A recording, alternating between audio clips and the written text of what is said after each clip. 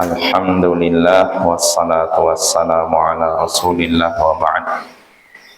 Ayolah ikhwah a'azzani wa a'azzakumullah. Kita lanjutkan pembacaan Al-Adabul Mufrad.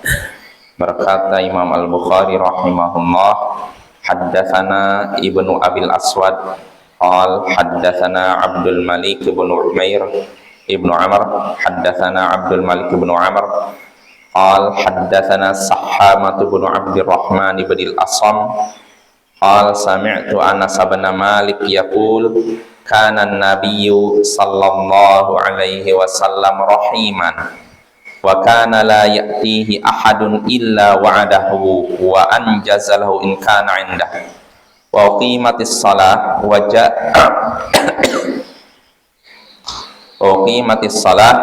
ja'ahu a'rabi fa akhadha bi thawbi faqal innama baqiya min hajati yasira wa akhafu ansaha faqama ma'ahu hatta faragha min hajati thumma aqbala fa shalla. Telah menceritakan kepada kami Ibnu Abil Aswad, ia berkata telah menceritakan kepada kami Abdul Malik bin Amr, ia berkata telah menceritakan kepada kami Sahhamah bin Abdurrahman bin Al-Asam, ia berkata aku mendengar Anas bin Malik berkata Nabi sallallahu alaihi wasallam adalah orang yang penyayang dan tidaklah beliau didatangi seseorang kecuali beliau memberikan janji kepadanya dan menunaikannya, memberikan kepadanya jika itu ada di sisinya, dan ditunaikanlah dan dikumandangkanlah iqamat untuk sholat. Lalu datanglah seorang Arab Badui menarik baju beliau,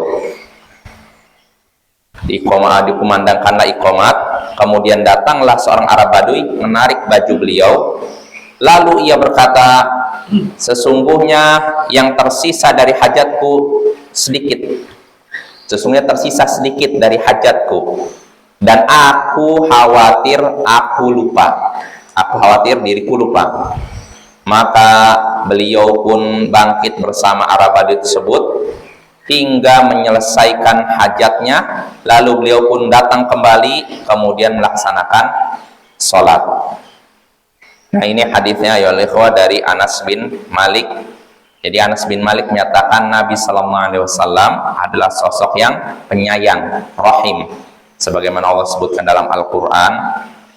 Lalu di sini Anas bin Malik berkata, beliau tidaklah didatangi seseorang kecuali memberikan janji kepadanya. Artinya, kalau beliau didatangi seorang yang meminta sesuatu kepada beliau, meminta suatu kebutuhan, dan beliau tidak punya sesuatu yang untuk diberikan kepada dia, maka beliau menjanjikan kepadanya, ya udah nanti saya akan ini, insya Allah akan memberi kamu ini. Nah, ini maksudnya. Jadi kalau ada seorang yang minta sesuatu, beliau nggak punya sesuatu yang untuk diberikan, maka beliau memberikan janji kepada dia, nanti insya Allah saya akan memberikan kamu hari ini gitu. Ini kalau tidak punya, beliau tidak punya ya. Tapi kalau beliau punya sesuatu untuk diberikan, maka beliau akan memberikan, kata Anas bin Malik di sini. Nah, suatu hari Anas bin Malik menceritakan dikumandangkanlah iqamat sholat, bukan adzan, iqamat ya. Udah iqamat sholat, berarti tandanya mau sholat. Tiba-tiba datanglah seorang Arab Badui, Arab pedalaman, menarik baju beliau. Kalau udah mau sholat nih, mau melaksanakan sholat, sudah iqamat, ditarik baju beliau. Lalu Arab Badui ini berkata, sesungguhnya tersisa sedikit hajatku. Artinya saya masih butuh nih, dan hajat saya, kebutuhan saya kepada Anda sedikit. Tinggal tersisa sedikit hajatku kepada Anda, wahai Rasul, dan aku khawatir lupa. Artinya orang Arab Badui itu minta hajatnya dipenuhi ketika itu juga, ya, karena kalau ditunda khawatir lupa. Padahal baru saja iqamat, bayangkan. Ditarik baju beliau, lalu berkata, sesungguhnya tersisa sedikit hajatku. Artinya aku minta ditunaikan sekarang, karena aku khawatir nanti lupa. Lantas apa reaksi Nabi? Beliau pun bangkit bersama Arab Badui tersebut, lalu tunaikan hajat dia. mungkin kebutuhan apakah harta atau apa. Setelah selesai baru beliau datang lagi, kemudian beliau pun melaksanakan sholat berjamaah. Nah ini hadisnya ya, mudah-mudahan jelas. Nah dari hadis ini kita bisa mengambil beberapa faidah. Di antaranya pertama, Nabi kita adalah sosok yang penyayang dan pemaaf, murah hati. Contohnya di sini, orang Arab Baduy, walaupun kelakuannya seperti itu Bapak, bayangkan baju kita ditarik, lalu diminta dalam keadaan sudah iqomat. Nah, tapi walaupun itu Nabi penyayang, pemaaf, karena tahu ini Arab Baduy yang masih jauh dari etika peradaban ya. Maka begitu pula sikap kita kalau menghadapi orang pedalaman ya, harus banyak-banyak lapang dada dan memaafkan. Nah ini faidah pertama. Lalu faidah kedua yang bisa kita petik dari hadis ini juga, di antara sikap Arab Baduy yakni sedikit kasar ya, atau kasar ya. Seperti contohnya orang Arab Baduy tadi, dia menarik baju Nabi Sallallahu Alaihi Wasallam. Menurut dia itu wajar, tapi kalau menurut kita tidak wajar kan?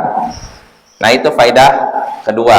Lalu faidah ketiga yang bisa kita petik dari hadis ini, anjuran untuk memaafkan orang-orang yang jahil, orang-orang yang tidak ngerti agama, jauh dari ilmu. Ya contohnya Arab Baduy ini, Nabi memaafkan.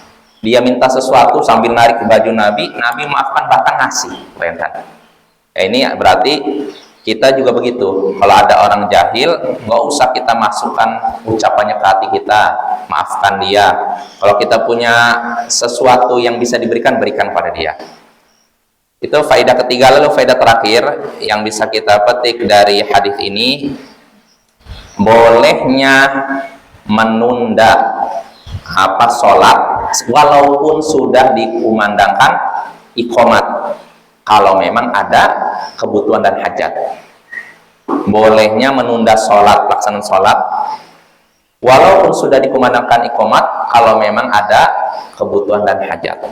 Contohnya Nabi di sini sudah dikumandangkan iqomat, sudah mau sholat, ditarik oleh Arab Baduy baju beliau, dimintai sesuatu, beliau akan meladeni dia, melayani dia. Sampai akhirnya setelah diladeni, barulah beliau balik lagi sholat. Jadi bukan suatu yang harus udah iqomat langsung sholat, enggak Bapak. Kalau memang ada hajat, misalkan anggap sini iqomat lalu terjadi kerusakan di sini yang harus segera diperbaiki, maka nggak masalah, perbaiki dulu baru sholat. Bahkan dalam riwayat lain disebutkan, Nabi ketika diajak Arab Baduy ini, ditarik baju beliau, diajak bicara, beliau bicara sampai para sahabatnya tidur. Sebagian sahabat tidur, baru beliau lanjut sholat. Artinya sebentar apa lama? Lama, bayangkan. Ya ini boleh kalau ada hajat. Tapi kalau tidak ada hajat, tidak ada kebutuhan, kata Al-Hafidz Ibnu Hajar, itu hukumnya makruh. Ya, jadi begitu Bapak ya. Mudah-mudahan bisa dipahami. Wassallallahu ala nabiyyina Muhammadin wa ala alihi wa sahbihi ajma'in.